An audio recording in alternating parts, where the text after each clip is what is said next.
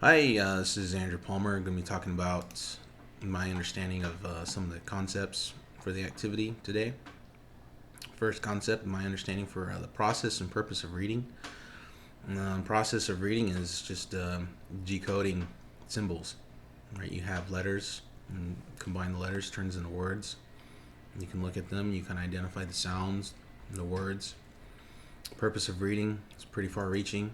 It could be for entertainment. Maybe you're reading a fiction book. Maybe you're reading for knowledge, for understanding, for direction. Um, and I mean, that goes on and on. So many reasons why purposes for reading. When it comes to morphology and contextual analysis, on vocabulary development, studying root words, building on that vocabulary, prefixes, suffixes, um, understanding the meaning of words. All these strategies start to help students recognize words, and then their learning becomes more effective and efficient. Evidence-based practices for teaching phonemic awareness to English learners. What I understand is you're going to have to start with decoding and encoding, and basically you need to recognize letters, sounds that go letters, maybe a combination of letters make different sounds, and then you can start putting together those letters into the words, and then you can start identifying the words. Once you identify that, it's there. You get some repetition in there. It becomes memory, and becomes natural, becomes automatic, and then that helps sets a foundation for students as they're learning more, developing more vocabulary. How an English learner's home language can be utilized to support and strengthen the development of foundational phonics in English. You connect a native language by referencing cognates. You can use cognates, and for instance, in easy one in English, you got is s in Spanish, and ist in German. That helps. Student maybe speaks German as a natural language. You can identify is for them in English as ist in their native tongue. Translanguaging.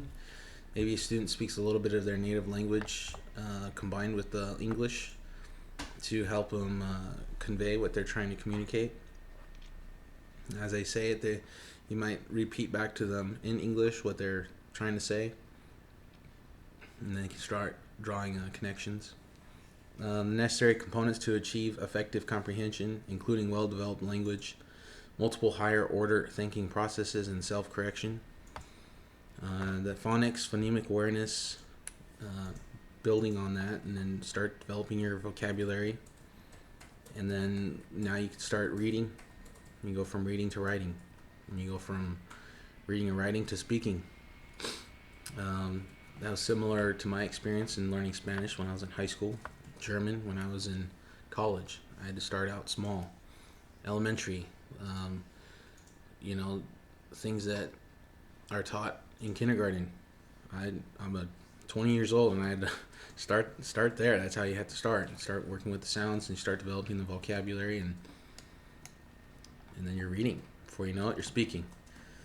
How evidence-based practice can be utilized to improve comprehension in English learners, including those with reading difficulties and dyslexia.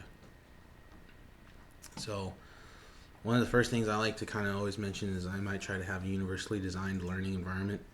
Or I might have translation tools, maybe text-to-speech, spell check tools. Translanguaging is something that can happen. As far as the evidence-based practices, modeling, reading to students, one-on-one instruction, group work projects, small group time with the teacher. There's various different things that can be used to help students, especially with ELL and dyslexic students. So those are my understandings of all those concepts. Thank you for watching.